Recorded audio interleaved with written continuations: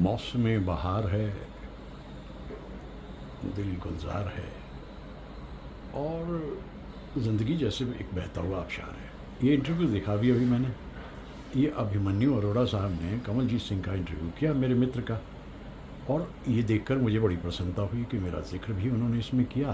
कमलजीत साहब ने बड़ा ही अच्छा इंटरव्यू किया है भाई अभिमन्यु, आपने, आपका होमवर्क भी बहुत अच्छा था। तो इन दिनों तो कमलजीत साहब का चर्चा ज़बरदस्त है, क्योंकि उनकी फ़िल्म मिसेज़ और बड़ा नाम करेंगे, ये बहुत ही कामयाब फिल्में, ऑल टाइम ग्रेट मानी जा रही हैं। तो इसलिए मैं सोचता हूँ कि एक वीडियो जो मैं बना रहा हूँ उसमें एक छोटा सा टुकड़ा इसमें डाल दूँ अभिमन्यु अरोड़ा साहब की इजाज़त से, क्योंकि मेरा तो एक नॉन कमर्शियल चैनल है, कोई पैसा वैसा मैं नहीं कमाना है इसमें।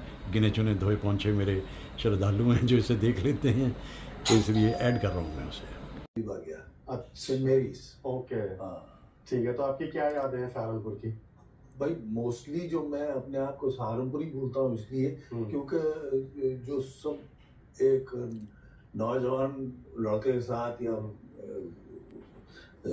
ग्रोइंग चाइल्ड के साथ होता है, वो वहाँ मेरे साथ पहली बार हुआ सब कुछ। अच्छा, हाँ, पहली लड़ाई भी पहली हुई, पहली बार पिटा भी होऊंगा, पहली बार पीटा भी होगा। अच्छा, पिटा तो मैंने पीटा तो होगा आपने बता। तो ये सब जो भी पहला जो फैन लेटर होता है, अच्छा, वो सब कुछ वहीं, पहला इश्क सब कुछ वहीं हुआ। ओके। हाँ, तो आपके जो मेजर फ्रेंड्स वगैरह थे वो कहाँ पे थे? सहारनपुर। सहारनपुर। तो अभी है उनके हाँ साथ? हाँ, मेरा एक बहुत अच्छा दोस्त है, रमेश दत्त, सतीश त्रेहान और सुभाष विशिष्ट, ये सब हम हमारे बचपन के साथी हैं, वो आज तक मिलते हैं। अच्छा, अभी होता है आप लोगों का मिलना? रमेश तो लगातार मिलता है। किस बारे में बात होती है? Ramesh retired as a professor अच्छा, ऑफ हिस्ट्री एंड इंग्लिश पढ़ाता था, पहले इंग्लिश का प्रोफेसर था, फिर हिस्ट्री का हुआ। ओके। तो हम दोनों का शौक एक था, वो उर्दू शायरी के बारे में बात होती थी। और जब हम पहली बार मिले तो हम लोग एक बुक शॉप में मिले, कैम्ब्रिज की। अच्छा, तो वो स्टेचर में थोड़ा सा छोटा था, दुबला पतला था। तो मैं इधर एनडीए की तैयारी कर रहा था, तो मुझे वो कंपटीशन, ये वो मैगजीन्स होती हैं, वो मैं लेने गया था। अच्छा, कैम्ब्रिज बुक शॉप में। तो मैंने ये देखा इसको, मैं कल कुछ देख रहा था, ये भी। मैं कहा क्या देख रहे हो? कहने लगा नहीं ऐसी किताब। मैं कहा क्या करते हो? कहता बीए कर रहा हूँ। मैं कहा इतना छोटा था, बीए फर्स्ट ईयर में था, मेरे से 1 साल बड़ा, 2 साल बड़ा है। तो तब से मुलाकात है। ओके। तो अभी मूवीज के बारे में बात होती है?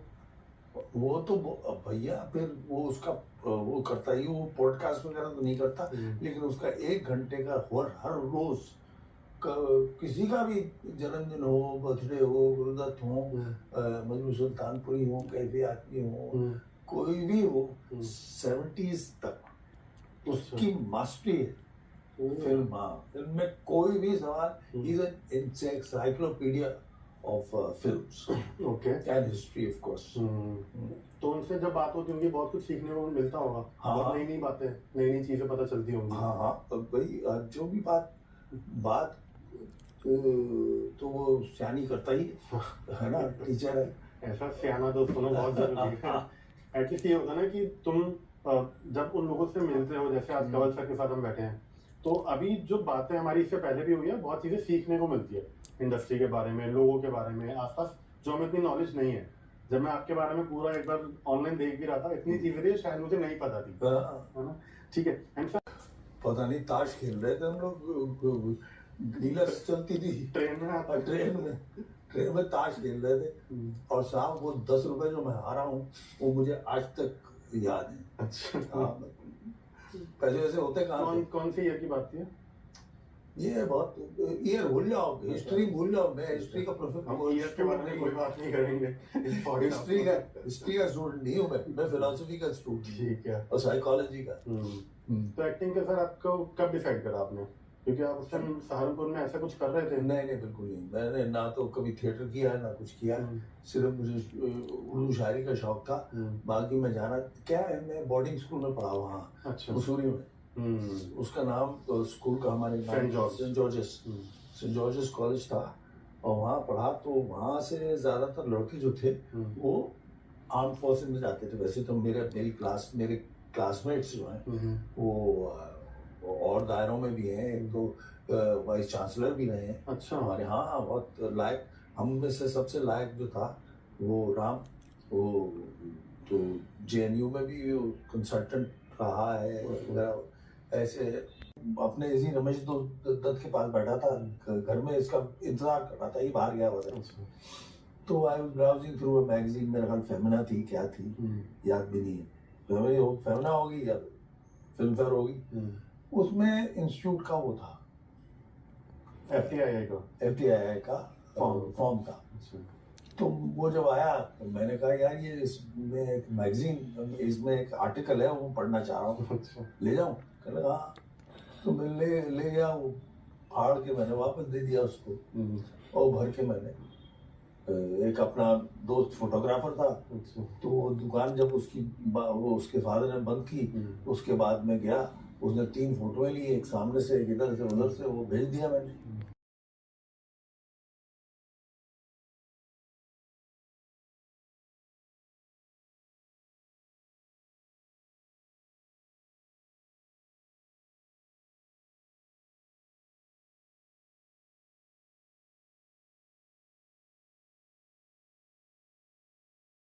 विजयानंद के लिए एक 2 शब्द आपके जो मन में आएंगे वो आपने कहने हैं। अभी हाँ, जो मन में यार आप तो एकदम पूछते हैं, नहीं, तो नहीं, ख्याल ही नहीं आता। आपने उनके साथ आपको आदत है ना बोलने की, हमें बोलने की आदत, हमें तो डायलॉग जो हम लिखे रहे ना, हम के 2 शब्द हमें जो डायलॉग देते हैं वो बोल। मुझे ये बताना है पर कि- ये है अच्छा। कि गोल्डी साहब जैसा मैंने शुरू करें भाई?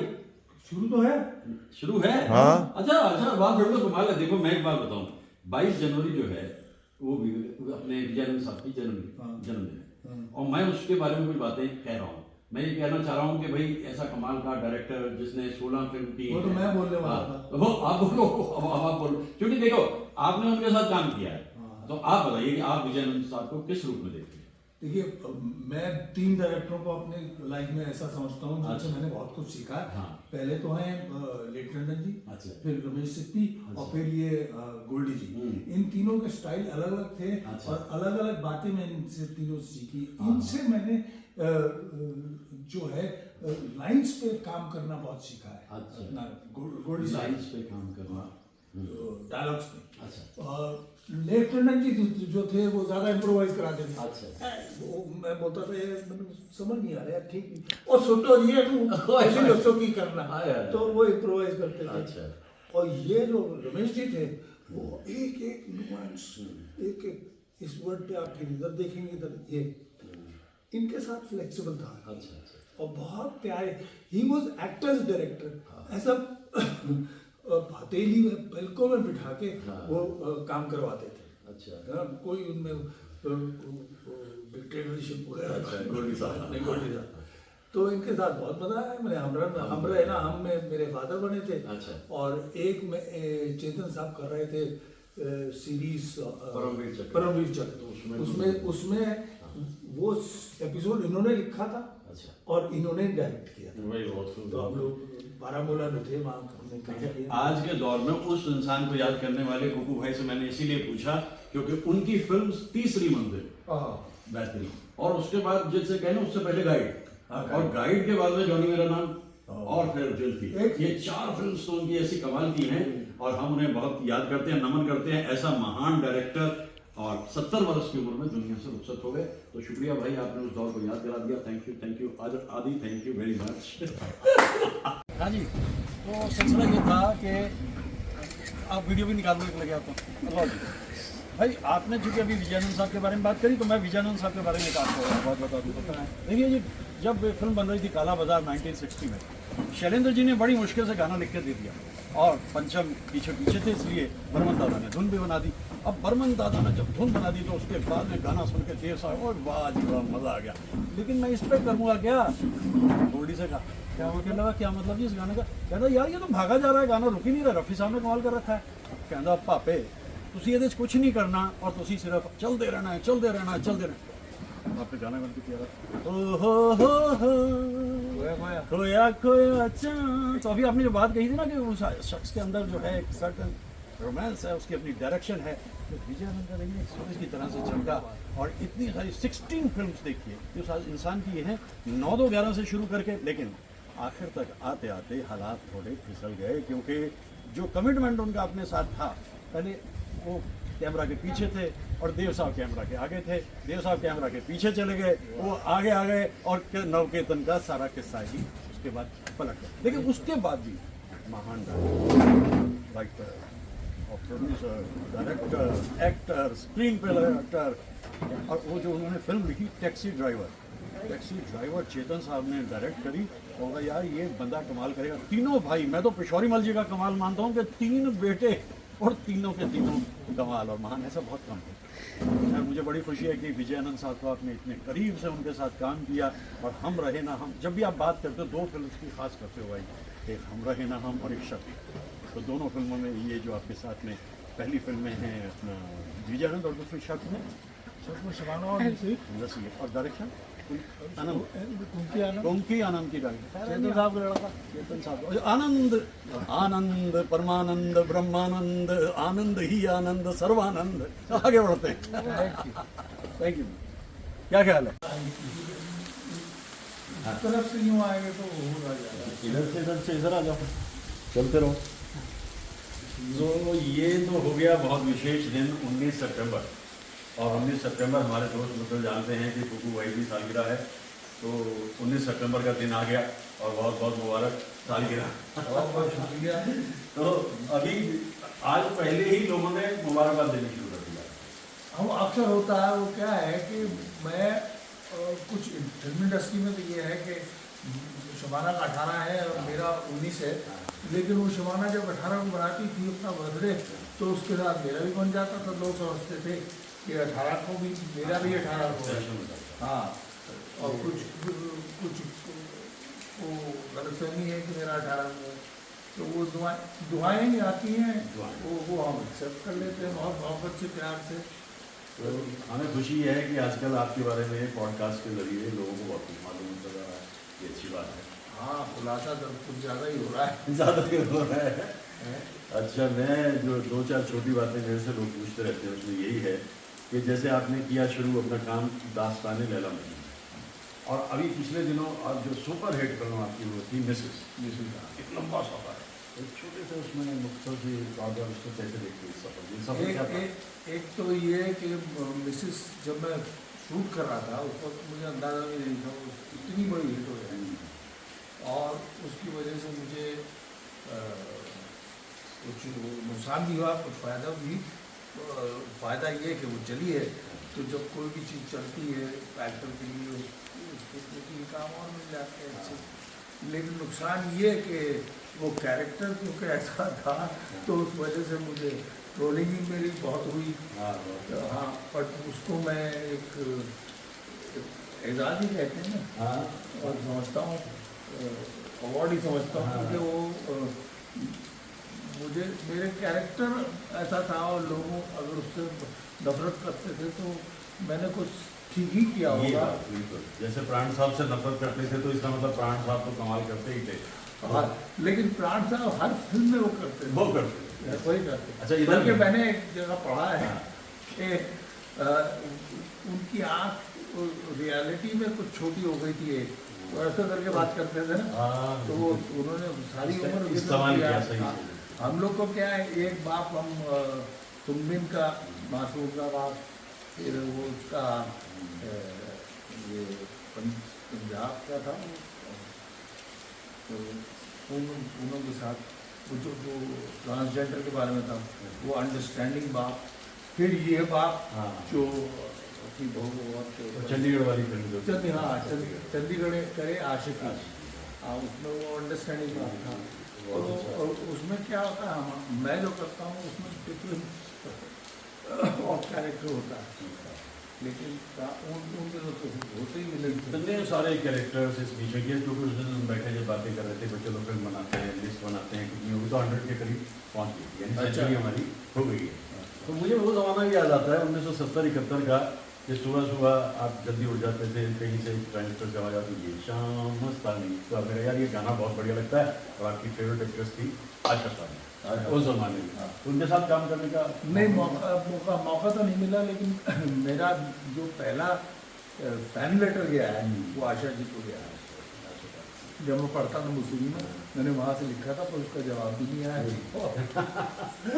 अच्छा पर मैंने उनको एक बार मिले थे, कहीं पार्टी में, कहीं रेस्टोरेंट में, कहीं मिले थे, तो मैंने उनसे कहा था कि आशा जी ने बहुत टाइम था आपका, और मुझे मिला कि मैंने आपको फैन लेटर लिखा और आप नूतन जी के साथ नूतन जी तो, हाँ, नूतन जी और हमारा बड़ा प्यार,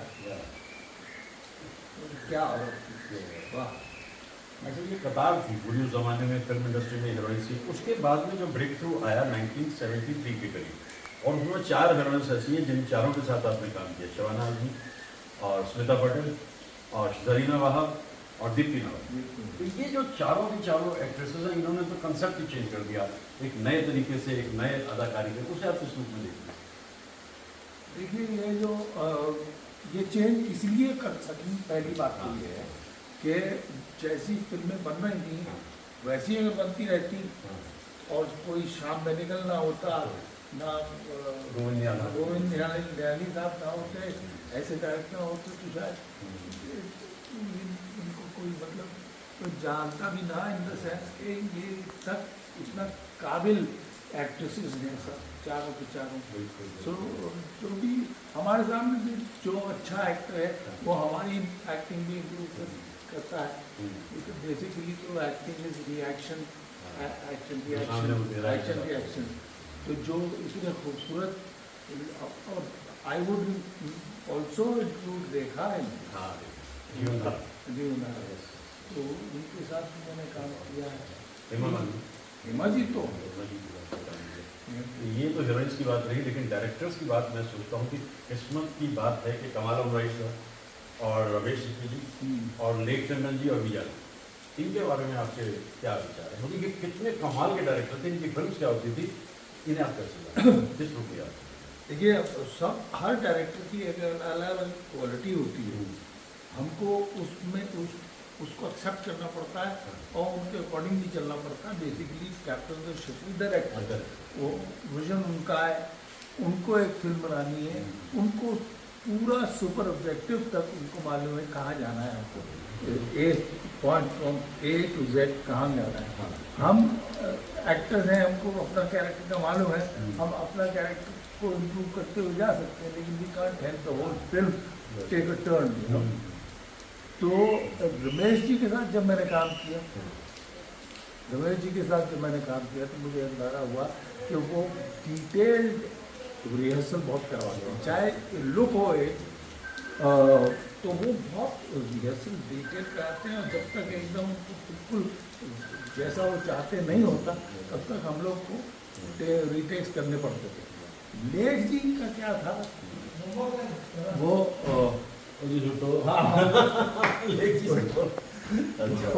वो कोई स्क्रिप्ट मुझे देते थे पढ़ने के लिए, तो मैं सीन आता था, हम लोग वहाँ पे शूट कर रहे होते थे, तो मैं पढ़ता था सीन, मैं कहता था लेकिन मज़ा नहीं आया, तो मेरे हाथ से लेके उसको और जी इन्नू सुटो चलो की करना चाहते हो, तो ये इसमें बहुत स्पॉन्टेनिटी आती थी, इम्प्रोवाइजेशन बहुत होती थी, बिकॉज इसमें कोई रिटन वर्ड तो था नहीं, हमको सीन मालूम होता था, वो समझा देते थे, तो ये मुद्दा है सीन का और ये यहाँ से यहाँ तक जाता है, तो हम वापस कर लेते थे।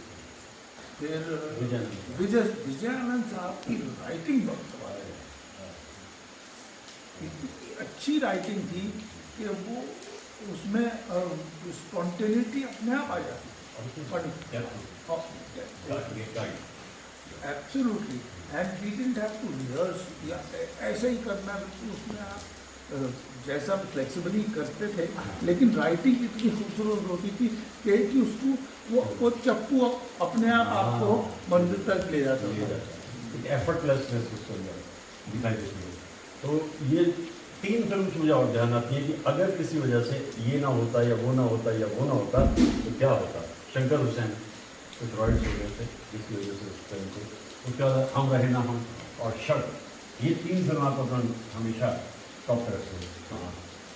ये ये इसकी बात। ये एक तो शंकर हुसैन पता नहीं वो लोगों को समझ नहीं इसको बात मुसलमान लड़का जो था was adopted by the Hindu family. क्या कमाल की स्क्रिप्ट थी, क्या कमाल की कहानी थी।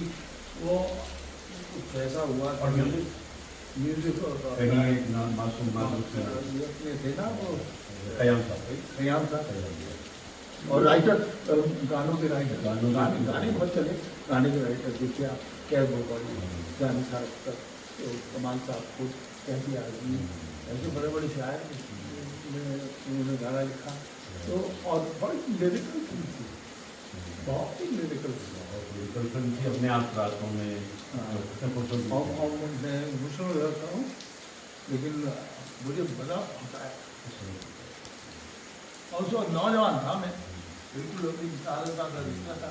उसका भी किस्सा है कि वो बिटिया उनकी जो वाइफ बेटी थी वो इंस्टीट्यूट में आई हुई किसी से मिलने तो उन्होंने देखा मैं बड़ा शरारती लड़का था तो हम लोग फिल्म देख रहे थे। मैं कमेंट कर रहा था और पीछे बैठी थी इलाके कमाल साहब की बोलती हैं बाबा उनको बाबा बोलती हैं कहती हैं बाबा आपका हुसैन मिल गया। अरे वाह सेंसर वाले हाँ तो मिलने गया तो कहानी वानी सुनाई दौर उस दौर के अंदर जैसे मैं कहता रहता हूँ कि सिनेमा जो है अलग तरह का था। फिर वो अमिताभ बच्चन जो कुर्सी पे लात मारी जिंदगी में, फिर उसके बाद जिंदगी चेंज हो गई।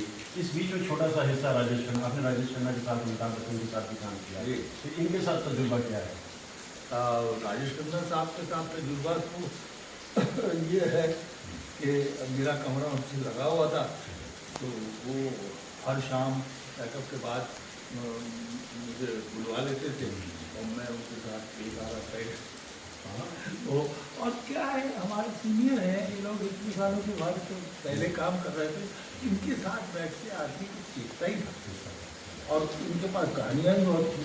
तो मैंने और अमिताभ बच्चन उनके साथ दो फिल्म आपकी अमित भाई के साथ हम कश्मीर गए थे। कश्मीर में ये लोग रह रहे थे ओबरा में, हम लोग और होटल में रह रहे थे बाकी भाई। तो ये शूटिंग के बाद हमारे होटल में आते थे। हालांकि उन्होंने ये वो नॉट ड्रिंकिंग में छोड़ दी थी लेकिन वो बैठते थे जब तक हम पूरा ऊपर वगैरह खेलते थे। और हम सब भाई कहते थे कि यार एक दिन शूटिंग पे इनसे पहले पहुँचना लेकिन कभी हो ही नहीं सकता। वो तो पहले ही और तैयार बैठे रहते आइए। अच्छा फिर अपना थिएटर की तरफ जिसमें आप जाने ही नहीं चाहते थे कभी, फिर जितना गालिब आए कैफी साहब आए। कैफी साहब का जिक्र ना हो तो बात कुछ बनती नहीं। आपकी जिंदगी में उनका काफ़ी अहम रोल है। कैफी साहब का मुझे याद है जब आज से 40-50 साल पहले आप आते थे सहारनपुर को, हम लोग प्रोग्राम आपस में मिलकर न्यासी जमा से काम करते थे। रोज़ बढ़ता हूँ जहाँ से आगे तुम परेशान ना हो तो कैफी साहब की सेंसिटिविटी अपने करने में बहुत है। तो ये खूबसूरत सा दिन है 19 सितंबर का और इत्तेफाक है कि मैं इस वक्त भाई के साथ यहाँ लोनावला में मौजूद हूँ और मेरे कितने ही सारे दोस्त जहाँ बेंगलोर में भी काफ़ी सारे दोस्त और सहारनपुर में भी काफ़ी सारे दोस्त वो कहते हैं भाई देखो हमारी दुआएं आप तक पहुँचाते हैं, हम आप तक अपनी दुआएं पहुँचा रहे। यहाँ से आगे का सफ़र क्या है? यहाँ से आगे का सफर तो ये है कि मैं इस वक्त हंसल मेहता की एक OTT कर रहा हूँ जिसमें कि मुझे उनके साथ काम करना था। बहुत ही काबिल कैरेक्टर हैं उसमें। अनिल कपूर की है और विजय वर्मा की है। तो मुझे ऐसा लगा मेरा काम जो है इतना ज़्यादा अच्छा नहीं होगा, मतलब इतना बढ़िया रोल नहीं होगा। लेकिन जब मैंने स्क्रिप्ट पढ़ी उसमें लेंथ कम है लेकिन रोल बहुत इंटेंस है और मुझे काम करने में मज़ा आता। वो सीन आमिर के साथ थे, विजय वर्मा, इन लोग के अच्छे एक्टर हैं और भी अपने अच्छे एक्टर हैं जिनके साथ मेरे सीन थे। तो और हम लोग एक नई कंट्री गए थे श्रीलंका में, गया नहीं था उस टाइम। तो उस वजह से भी क्या कहते हैं एक अच्छा माहौल रहा। तो ये 30 सितंबर भी इम्पॉर्टेंट है क्योंकि उस दिन आप मेघना के साथ में काम करने जा रहे हो और मेघना के साथ तो आपने पहले भी राजी में किया था रोल। क्योंकि मैंने जितना सुना है कि वो कैमियो छोटा हो वो बड़ा हो लेकिन इम्पैक्ट छोड़ जाते हैं, ये तो है। इससे फ़र्क नहीं पड़ता कि रोल बड़ा है या छोटा है, रोल क्या है that makes all the difference. तो ये आने वाली फिल्म जो मेघना की है, इसमें भी आपका कुछ इसी हाँ, तरह करीना के मेरा साथ बहुत कम रोल है। हाँ। रोल कम है, मैं करीना का फादर प्ले कर रहा फादर प्ले कर रहे हैं। हूँ। और राजवी जो मैंने की थी उसमें भी हाँ। वो आर्मी ऑफिसर था। हाँ इनिशियल स्पीच हाँ, में भी हाँ। फिर जो कहानी खत्म होती है वो आती है, मेरी स्पीच आती है। लेकिन इसमें